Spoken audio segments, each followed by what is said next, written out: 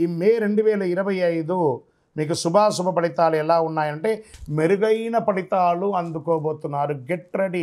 చాలా రోజులుగా పడుతున్నటువంటి అష్టమ శని ఇబ్బందులన్నీ పడ్డారు కదా, మార్చి వరకు అన్ని యోగాలు జరగబోతున్నాయి. జాక్పాట్ ఇయర్గా మీరు అనుకోవచ్చు.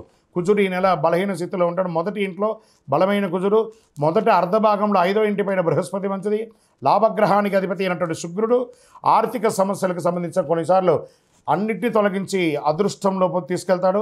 అన్నింటా విజయం పొందుతారు. అసలు ఎంత అద్భుతంగా ఉందంటే కర్కాటక రాశి వారికి, మీరు కాస్త నోరు అదుపులో పెట్టుకోండి, విజయమంతా మీ ఇంట్లో ఉంటుంది. కాబట్టి కొంచెం ఈ నోరు అదుపులో పెట్టుకుంటే అదృష్టలక్ష్మి మీ ఇంటి ముందర ఉంటుంది. సుదూర ప్రాంతాల విదేశాలకి ఉద్యోగం వెళ్ళాలనుకున్నారా? రెడీ. సుదూర ప్రాంతాల్లో ఉన్నారా? మీకు పర్మనెంట్ వీసా, గ్రీన్ కార్డ్ లాంటిదా అది అవుతుంది. మీరు పదోన్నతి పొందుతారు, ఉద్యోగంలో అదనపు బాధ్యతలు పొందుతారు, గొప్ప స్థితిలో ఉంటారు. సివిల్స్ రాసే వాళ్ళకి ఇది ఒక మంచిదండి. విద్యార్థులకి మంచి అవకాశాలు ఉంటాయి. సంపాదన కూడా విపరీతంగా పెరిగే అవకాశాలు ఉన్నాయి. వ్యాపారంలో పాత నిలవ ఉన్నటువంటి వస్తువులన్నీ అమ్ముడుపోతుంది. Expansion of your business, multiple ప్లేస్లో మీ స్టోర్స్ ఓపెన్ చేయడం, విదేశీయ చేయడం, ఇండస్ట్రీస్ వాళ్ళకి చాలా బాగుండడము, ఇండస్ట్రీ టూర్ చేయడము చాలా గొప్పగా జరుగుతుందండి. మీకు ఈ నెలలో మొదటి భాగంలో పై అధికారులు ఉద్యోగం చేసే వాళ్ళకి చిన్న మాట పట్టింపు ఉన్నా కూడా మళ్ళీ అది గౌరవింపబడతారు. ఉద్యోగం చేసే వారికి స్త్రీ పురుషులు ఎవరికైనా అవార్డ్స్ వచ్చే అవకాశాలు ఉన్నాయి. పాత రుణాలని తీర్చుకుంటారండి. మీరు కొత్త వ్యాపారం ప్రారంభించాలనుకున్న వాళ్ళకి ఇది శుభం.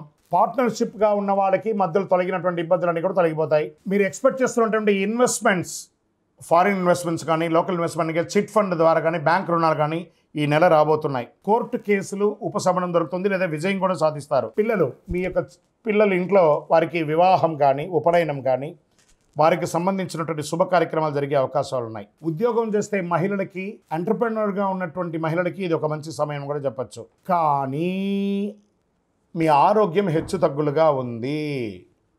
వాతావరణంలో మార్పు, ఉష్ణోగ్రత హెచ్చుతగ్గులు, జ్వరము, దగ్గు ఇలాంటివి కనిపిస్తున్నాయి.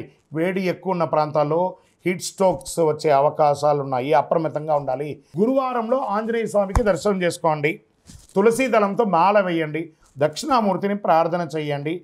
మీ ఇంటి ఇలవేల్పుకి మీ వయస్సు ఎంత ఉందో అన్ని దీపాలను వెలిగించండి.